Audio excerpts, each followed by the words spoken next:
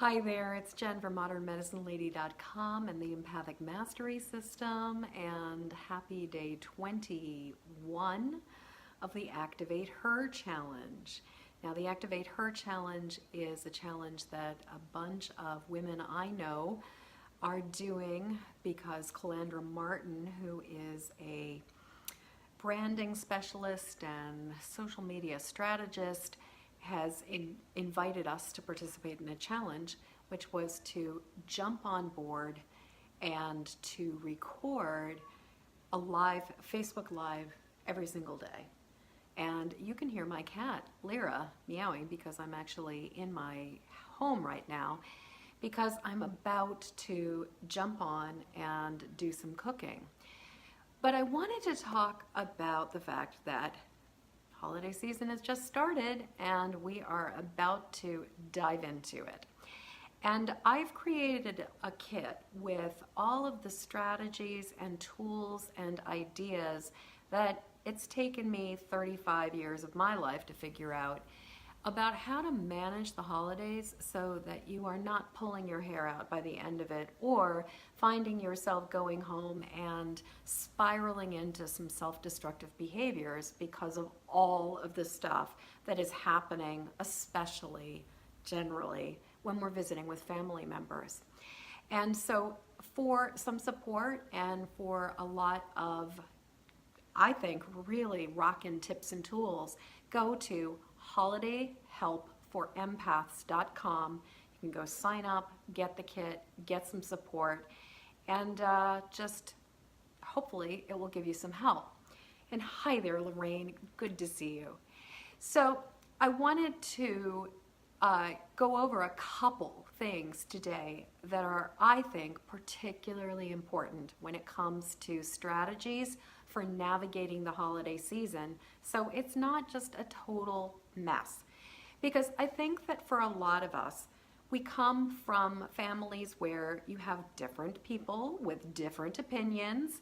I definitely have a number of friends who have family members who are on a different political page than they are, or perhaps they have different opinions about sexuality, and especially if somebody is not necessarily the heteronormative definition of what we think is okay, that can be hard. I've got friends who are misgendered, where even though they know what their pronouns are and they're telling people that that's what they want to be called, there's still people who are calling them by their old names and their own genders.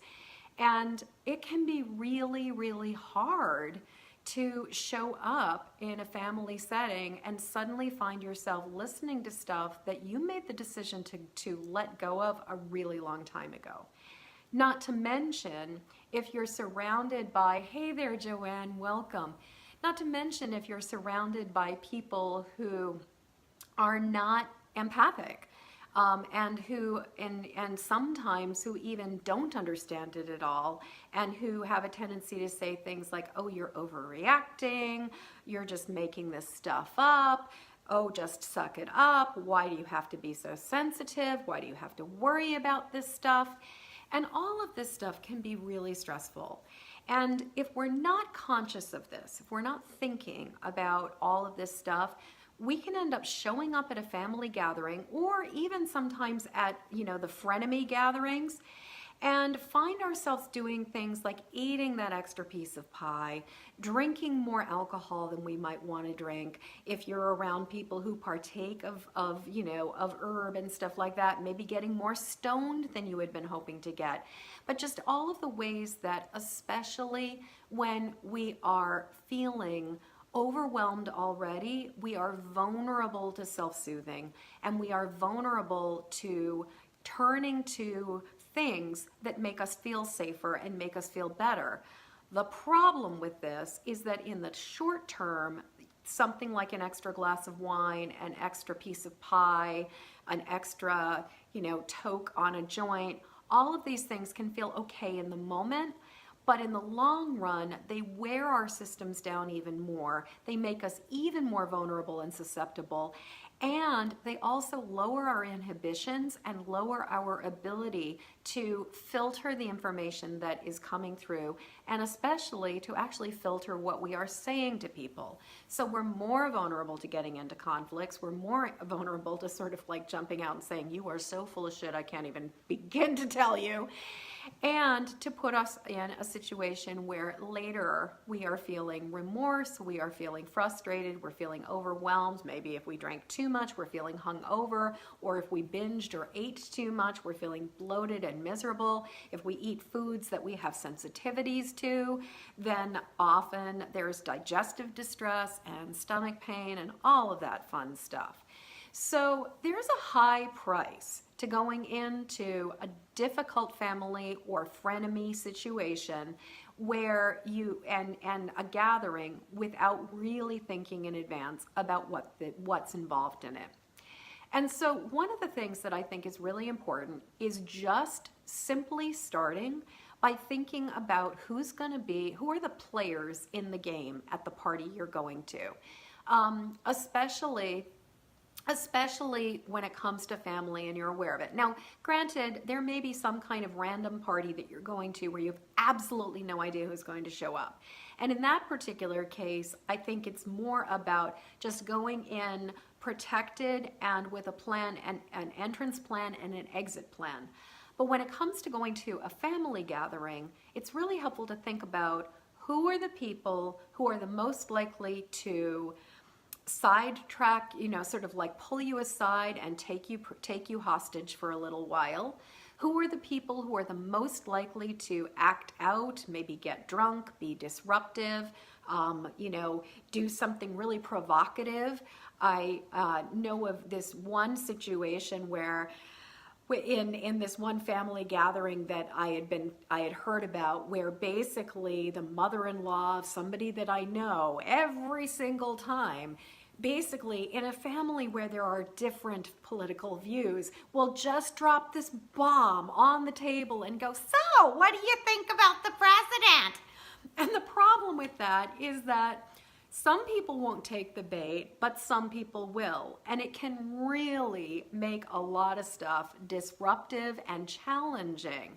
Now, so just knowing who the players are and being mindful of the fact that if Aunt Susie is one of those people who's always sharing too much information, and it's like after she's had a glass of wine or two, you're learning about her history of sexual abuse, and she's talking about what's been happening with her third husband, then you want to be mindful of the fact that you don't want to go and let Aunt Susie take you hostage. And instead, you might want to be thinking about what are your strategies for engaging with people who are safer? What are your strategies for if it happens that she comes along, how are you going to remove yourself or exit yourself from that conversation so that you're not the empathic hostage who is just listening to all of the bleeding hearts in the room? So one thing that I have personally found is really, really helpful, and you might, for ordinary people, this may be like, duh, but I think for empaths, this can be really challenging, is that just because somebody's talking to you doesn't mean you have to pay attention. It's completely okay if somebody is not respecting your boundaries or is not really listening or is just going on and on and on. It's completely okay for you to be sort of like fidgeting with your bracelet in your hand and thinking happy thoughts in your head and just kind of going, okay, wow, that sounds so hard. And also just having sort of a rehearsed set of one thing that I think we do is we'll engage with people, we'll ask them questions, we'll really give them a lot of sympathy. And when it comes to somebody who is totally a Debbie Downer and spends most of their time complaining about what's going on in their life, one of the best things that you can do is just be like, wow, I can't even imagine how hard that would be. That sounds really difficult. And you just sort of say it in this kind of dry way. And then you can say something like, well, I really hope that you're taking care of yourself around that. And you can even ask the question, which often shuts these people up, so how are you taking care of yourself? What have you been doing to make it better? Because most of the time, these people don't really want to make it better, they just want to complain. And if you ask even that question, they realize they're not going to get that much traction. The other thing is to just be like, wow, Aunt Susie, that sounds so hard.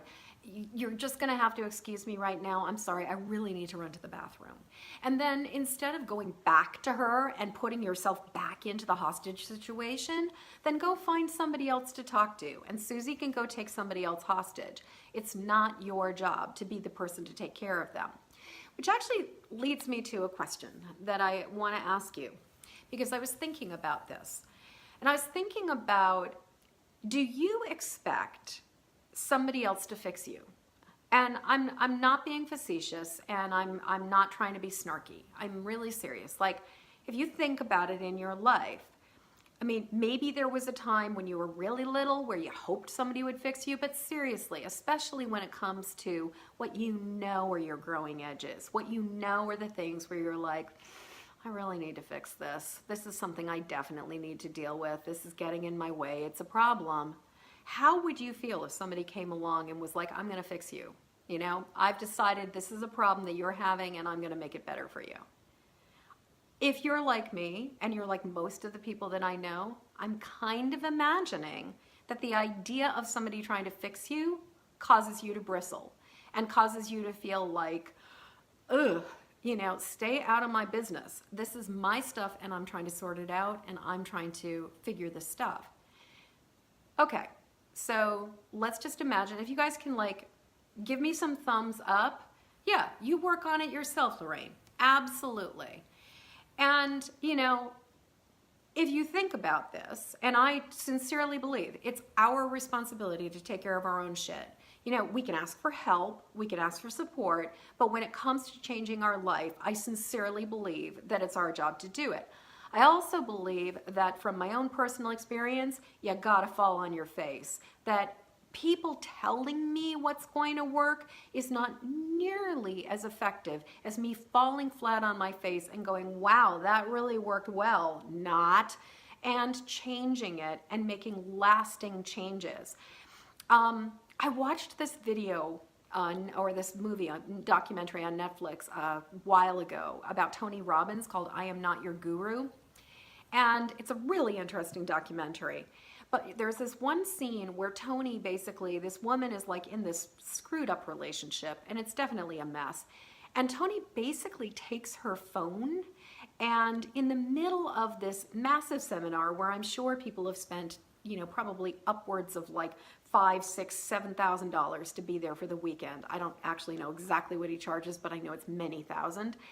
But anyway, he takes her phone and he basically breaks up with the guy over the phone for her. And the thing is, it's like, okay, that was really radical. That was really dramatic. He broke up the relationship for her. But if she can't really do that herself, then how lasting do you actually think that's going to be? I mean, my bet is that she probably went back to him and said, the guy later, I'm so sorry that happened. I didn't really mean it. Can we get back together? But even if she didn't do that, I still believe that she didn't learn her lesson. So that said, if you think about it from that standpoint, why then, as highly sensitive empathic people, do we constantly feel as if it's our responsibility to make things better for other people?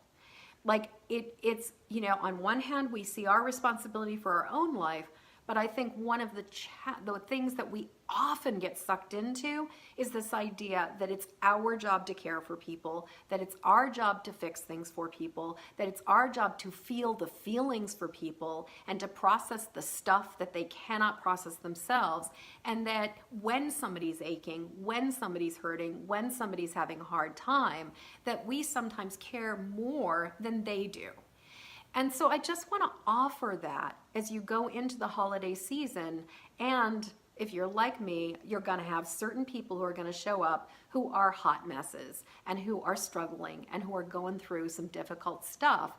And just really remembering they're on their path, They're learning their lesson, and honestly, it is not my job and it is not your job to fix it for them. Now, I will have one caveat, which is that I'm talking about consenting adults who are living their lives and making their own messes and mistakes.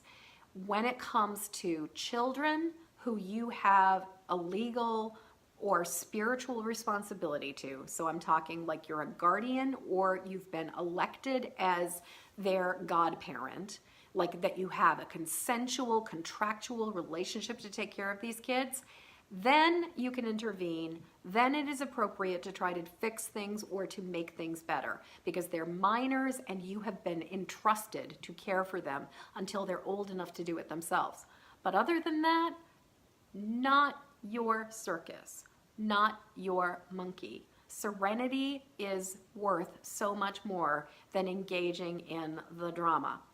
Okay, so that's my first piece of soapbox about just really being mindful of who's going to suck you in, what's the story that's going on, and how is that all working.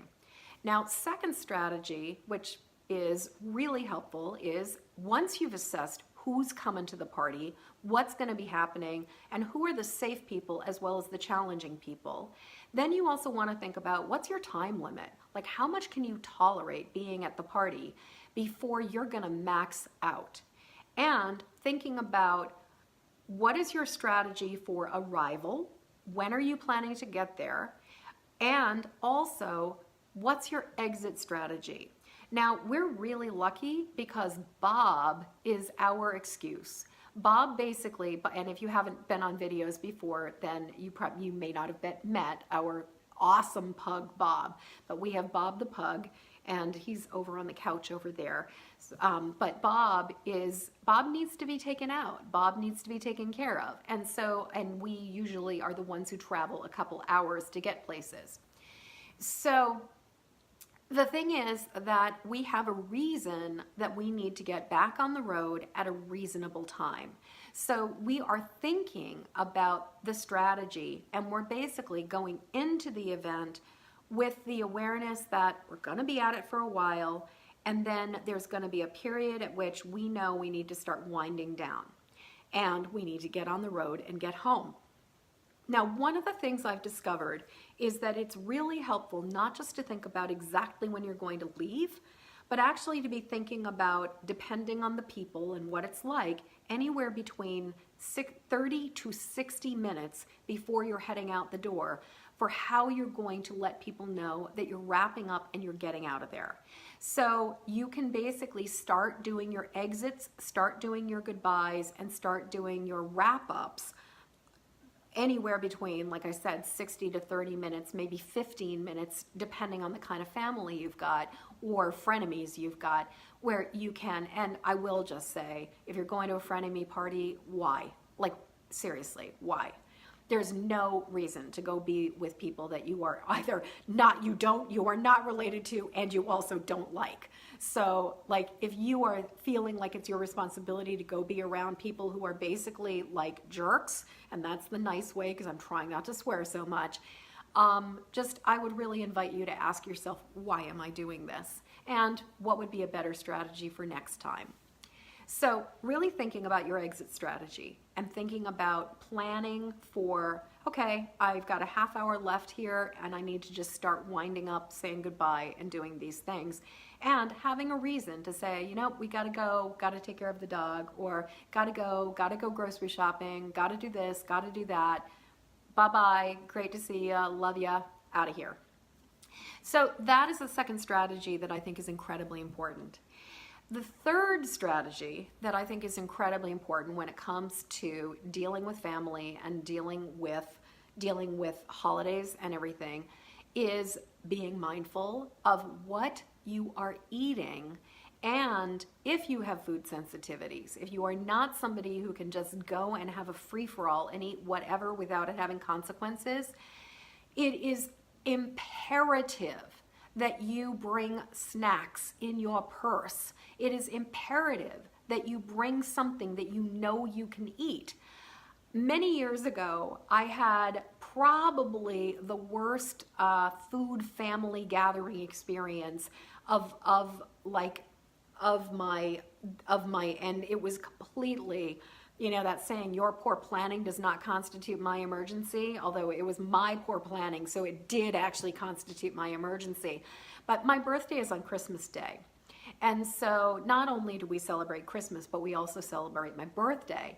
And for whatever reason, I just was not feeling particularly prepared. Part of it was I was hoping that I would show up and like people would accommodate my gluten-free, sugar-free, like dietary needs. And then it would be like, oh my God, Jen, it's your birthday. We made you an amazing meal.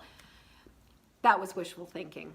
So I showed up at the birthday party and we had, and all that was available for me to eat was there was at the appetite, everything had gluten in it except for a couple cut vegetables, like for, you know, a couple cut vegetables as an appetizer. So I had like a couple celery sticks and carrot sticks. And then at the meal, it was like everything again, or most of the dishes had some kind of gluten in it or something else that I wasn't eating, but it was actually mostly gluten. So all that there was for me to eat was some beef, because I am a meat eater, because my body is so restrictive that after being a vegetarian for quite a while, I actually had to surrender that because I couldn't tolerate legumes and grains and all kinds of other stuff. But that's a whole other story. Anyway, so bottom line, the only thing that is available for me is like there's green beans and there's some steak. And so I eat the green beans and I eat the steak. And then somebody had brought a birthday cake for me, and the thing that was so funny, this cake was just like completely laden with sugar. It was from a conventional bakery. It was really pretty, but it was super gloppy, covered with frosting. And they were just like, it's from a nut-free bakery. And I'm just like, that's awesome, but I can't, it has gluten in it and I can't eat it. And it was just, plus a ton of sugar. So it was sort of like, okay, I'm glad that works for you, but it's my birthday and you bought me a cake I can't eat. And at the end of that day, I was so worn thin. I was hungry, I was tired, I was frustrated, and it was just really difficult. And if I had thought in advance, if I had prepared some foods that I would have had that could have tided me over, like brought some Lara bars in my purse, maybe brought some extra protein in my purse, maybe brought some additional, you know, maybe even like a couple like veggies or some other thing, something snacky that I could have nibbled on, and especially brought some kind of a desserty thing that I could have, it probably would have been a hell of a lot easier for me than trying to sort of figure out or scavenge for the little, or scrounge for the things that were suitable at a party where most of the food wasn't. So that's a long story to explain why it is so important, if you have any dietary restrictions, that you take responsibility for that by making sure you're bringing something that is going to work for you. Because the bottom line is, at least in my travels, unless somebody has a food sensitivity or an allergy, they don't get it. They really don't think about it. It's like it does not compute that a cake has gluten in it. It does not compute that there's a ton of sugar in the frosting. It does not compute that, you know, if you're a vegetarian, that meat is an animal. Like, there's a way that people don't think about this stuff unless they're following a particular kind of food plan or they have food sensitivities that are similar. And as a result, I think it's incredibly important that we always make the point of taking care of ourselves by thinking about what we can bring as we go to these holidays. So those are my 3 points. Basically, think about who you're going to be dealing with and plan some strategies in advance, and maybe even think about the kinds of quick, easy answers you can give people so you're not engaging. 2, plan your exit strategy so that you know when you're planning to leave in advance. And 3, think about your food and bring food along with you if you need it. Now, these are some of the suggestions and tips that I share at Holiday Help for Empaths, where you can sign up for the whole kit. There's actually a lot more stuff in there. There's a lot more support. And I definitely invite you to go over to holidayhelpforempaths.com to get a lot more support for getting through this holiday so that you can do it like a boss instead of a total hot mess. Because the price of a stressful holiday lasts well into the new year. And who wants that? Seriously. So I figured before I jump off of this particular Facebook Live, that I would just do a little bit of tapping with all of us to gear up for Thanksgiving, since that's what's happening tomorrow. And then I'm gonna jump, because I'm making gluten-free, sugar-free, crazy good meringues, like cookies, meringue cookies to bring with me. So I have something really yummy to eat that is safe and easy for me. And then I'm also making a big thing of roasted cauliflower, because again, I want to have some kind of vegetables that I love to eat, that I'm comfortable eating, and that I know doesn't have some kind of weird cream sauce with a ton of like a roux in it or anything like that. So I'm gonna jump fairly shortly and go do some cooking. But before I do that, I figured we could do a little bit of tapping in anticipation of Thanksgiving. So if you are going to be hanging out with family, I want you to think about what would be the ideal way that you'd like to feel. Like, how would you like to feel? Would you like to be calm, cool, collected, unflappable? Like, what do you want? And if you have an idea and you want to comment below, write in the qualities that you would like to be experiencing for the holiday. And I also want you to think about what is the thing that you're most likely to react to, and that is most likely to get you into some kind of trouble. So think about like just those moments where it's like, oh, I'm going to react to Uncle Frank. I'm going to, my mother-in-law is going to drop some kind of ridiculous political bomb in the middle of the table. Like, what are you concerned about? Hey, Ames, so good to see you. Welcome, welcome. We're just about to do a little bit of tapping for Thanksgiving. And I'm asking people to just write down what quality would you actually like to experience instead of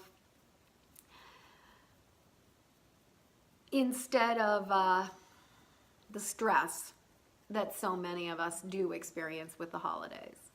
So we're starting with the side of the hand, just tapping on the side of the hand. And as with all my videos, you agree to take 100% responsibility for your own process. Don't go places you don't belong. If I say something and it doesn't work for you, change the words to work for you.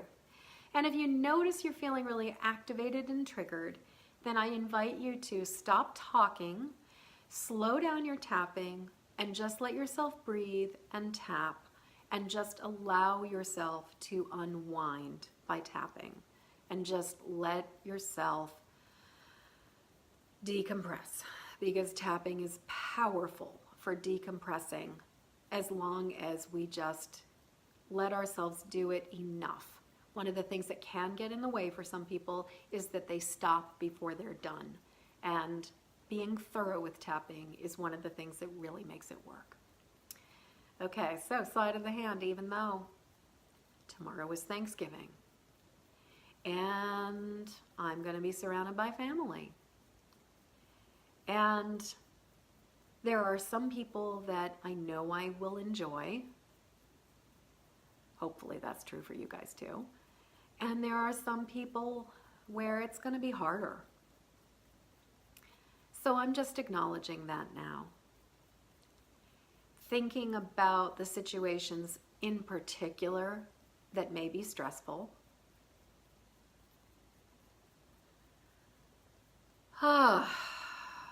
Just acknowledging them. And I'm open to the possibility that I can go through this with grace and calm. That I can choose to acknowledge the triggers and not engage. Just be this unflappable, calm presence in the middle of whatever is happening.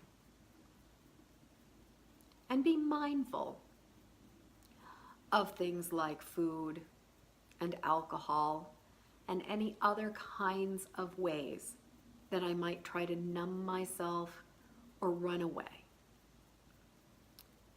So even though tomorrow's Thanksgiving, and there are things about it I'm looking forward to,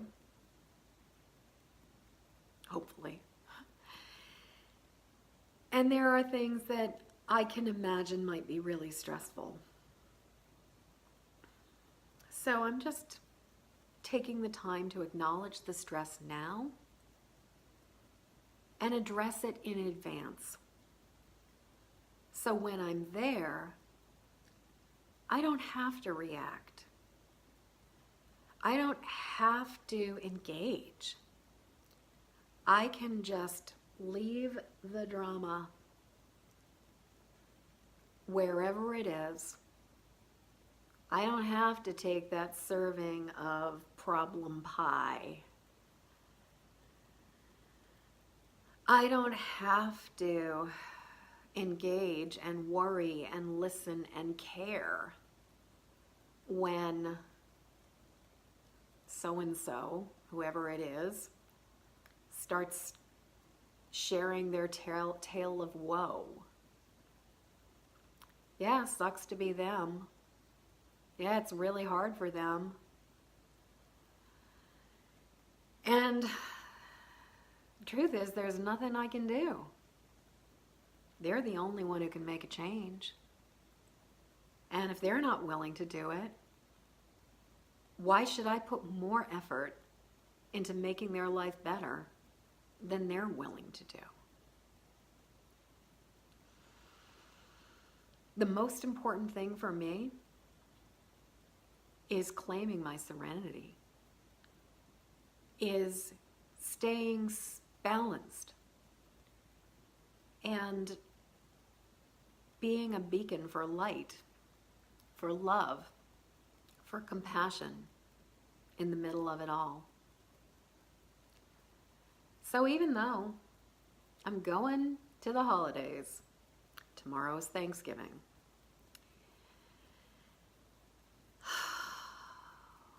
I'm just tapping on it. Tapping on the stress I might have engaged in. Tapping on those relationships that don't serve me. And I'm choosing to go to this already relaxed. I'm choosing to go to this dropping all the drama. And if I notice I start getting triggered, if I notice I start engaging, if I notice I start getting sucked in, I can give myself permission to go to the bathroom, breathe, pull back, and remember what's really important to me. My own calm, my own serenity, my own peace in the midst of it all. So that I can just be this being of light. And all of the crazy, all of the chaos, anything that doesn't serve me, it can just swirl around me, and I'm okay.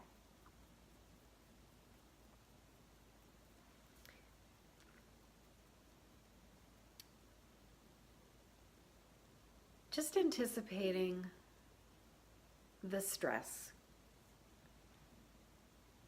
the triggers, the hooks that might try to get me in it tomorrow. The drama, that drama, the drama, getting sucked into the drama, getting sucked into the drama, getting sucked into the drama. Do I really want to be sucked into the drama? Do I really want to be sucked into the drama? Is it my job to listen completely with care? Do I really want to be sucked in?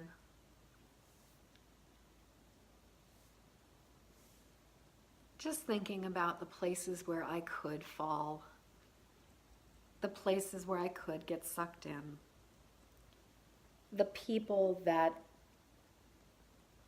maybe I feel like I have to take care of them. And just thinking, what do I want to choose right now? And what do I have to prove?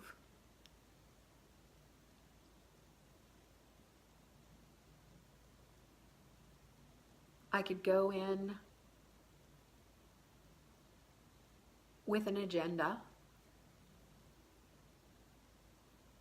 or I could just go in with a plan for when I'm going to leave, a plan for how I'll walk away or excuse myself when I don't want to listen anymore, a plan for just keeping my serenity, and really choosing to remember that their drama is their drama. Their problem is their problem. And either they want to do something about it or they don't. And I can have sympathy. I can have compassion.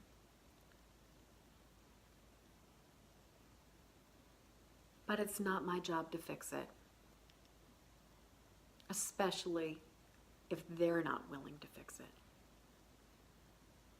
So I can just listen, say, wow, that sounds really hard.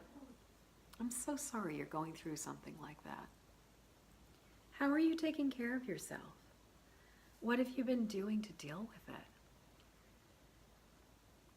I can't even imagine what it would be like to be in your shoes. Just letting it go. No solutions, no advice, no suggestions. And then, excuse me, I need to go to the bathroom. And then coming back and talking to somebody else. I give myself permission to take care of me. I give myself permission. DE, I love you. I give myself permission to skip. Oh God, that's awesome. Yes, you go. A lot of times that's actually the best solution of all. Oh, I give myself permission to skip. I give myself permission to get out of there when I need to. I give myself permission to only eat the foods that work for me. I give myself permission to have a plan. I give myself permission to show up when I want to show up and leave when I want to leave.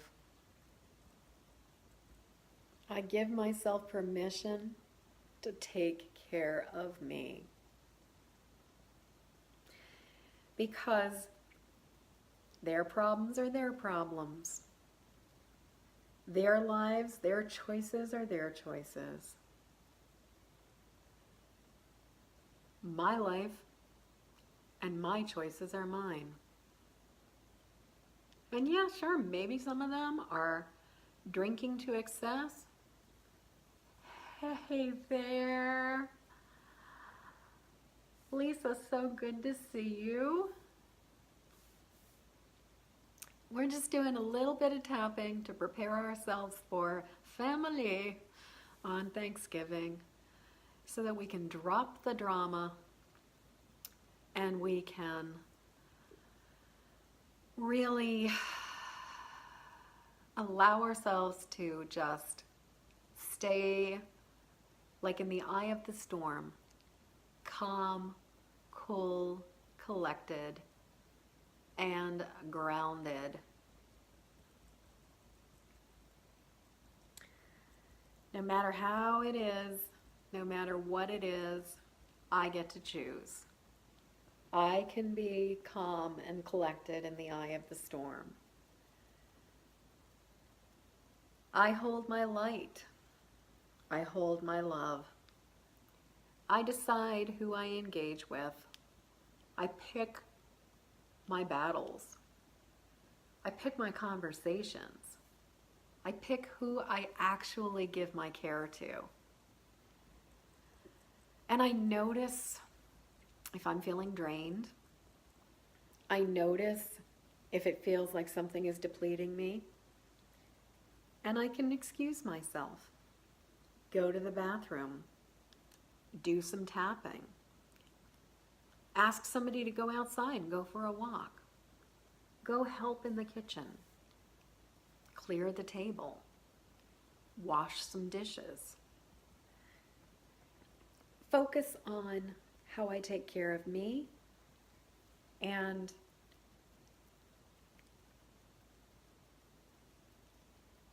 how this can just be no big deal.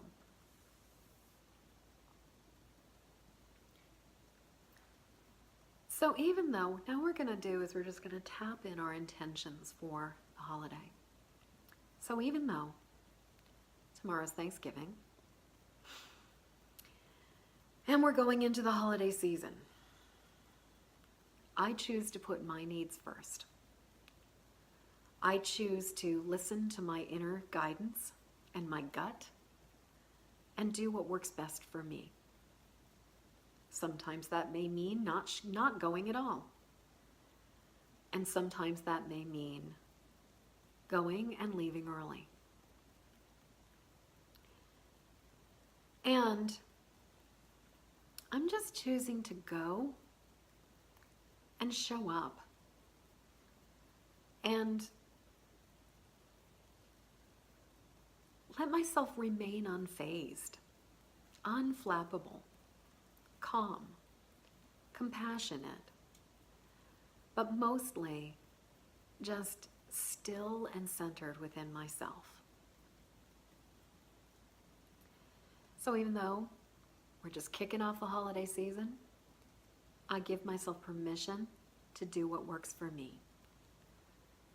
And if I go to an event, I'm just going to keep the focus on myself and the focus on staying calm, cool, collected, unflappable. Whatever else is going on around me, I can leave if I need to. And I choose to drop the drama. I'm just releasing the distress now and choosing not to pick it up. Because I'm okay right here, right now. So even though it's the holiday season, I'm going to put my needs first. I'm going to decide what works best for me, and I'm going to take care of me.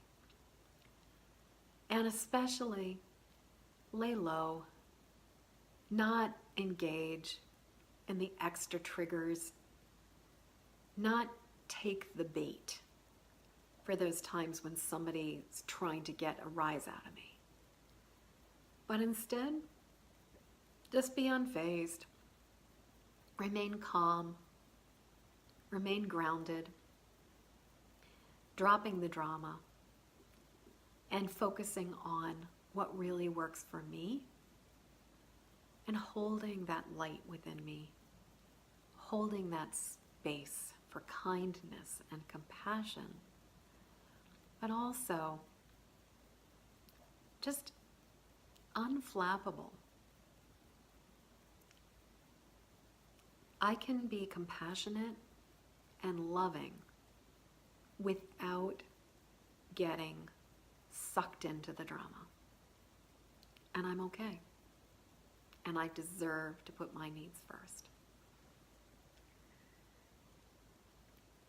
Giving myself permission to put my needs first, dropping the drama, and choosing to be calm, choosing to be compassionate, and choosing to be unfazed, staying balanced, staying grounded. I might see the bait, I might hear them drop the bomb, and I can just walk on by. Not my circus, not my monkey. I drop the drama, I swim by that hook,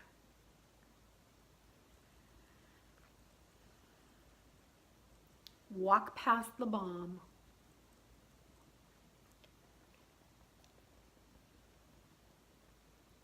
I don't engage. I decide. I get to choose. And I choose to be a beacon for love. I choose to be a beacon for kindness. And kindness starts with me first. I give myself permission to do what works for me. I give myself permission to leave when I need to. And I give myself permission to only care as much as I want to. It is safe for me to let the drama go. It is safe for me to put my needs first. It is safe for me to say no. It is safe for me to eat only the foods that work for me. It is safe for me to choose how much alcohol I will drink or not drink. It is safe for me to leave when I want to leave. It is safe for me to stay quiet. It is safe for me to relax and be a calm beacon for light in the middle of whatever it is. Let's take in a deep breath.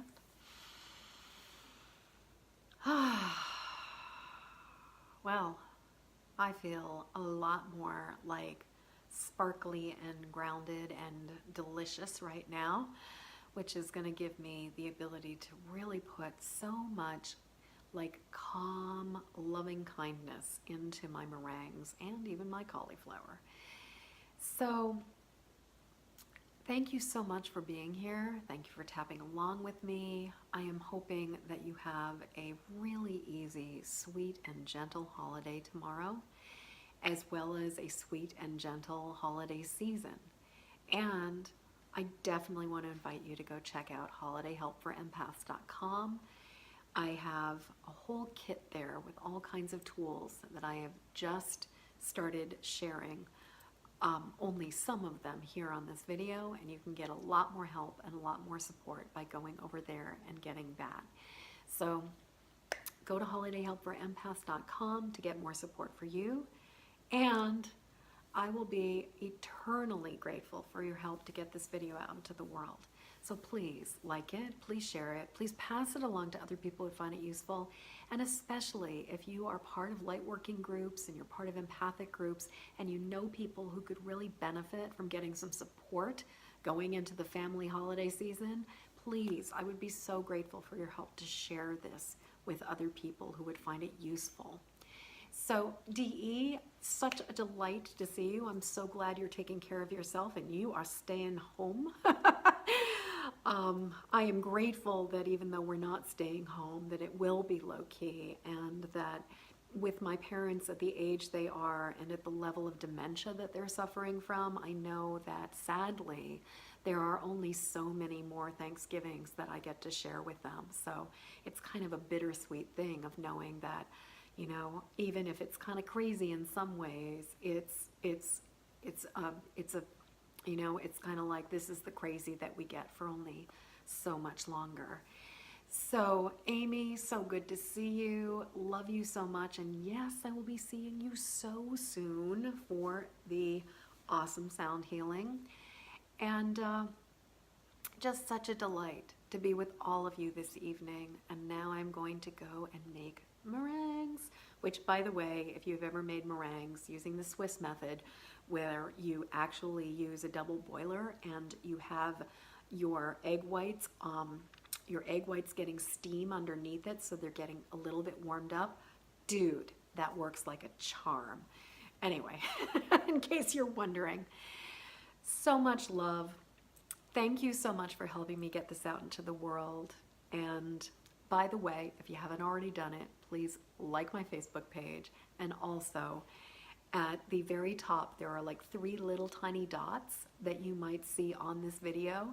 And if you click on that and you scroll down, there's a thing that says get notified when Jennifer Moore, Modern Medicine Lady, goes on Facebook Live. So if you found this helpful and you'd like to come back and join me again, then please click on that so you know when I'm here.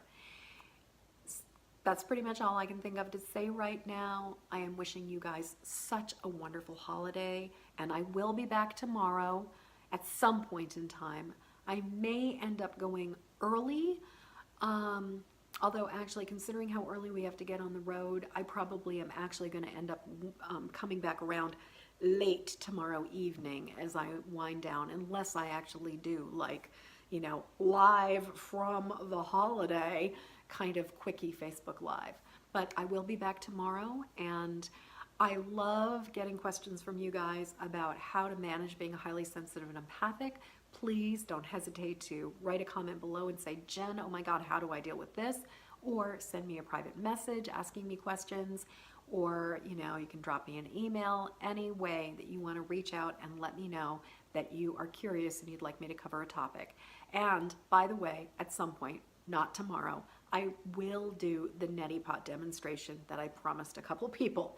So that's everything. I'm going to go make meringues. Love mwah, mwah, mwah, to you guys, and I'll see you later. Bye. Oh, and again, holidayhelpforempaths.com. Go there, get your kit.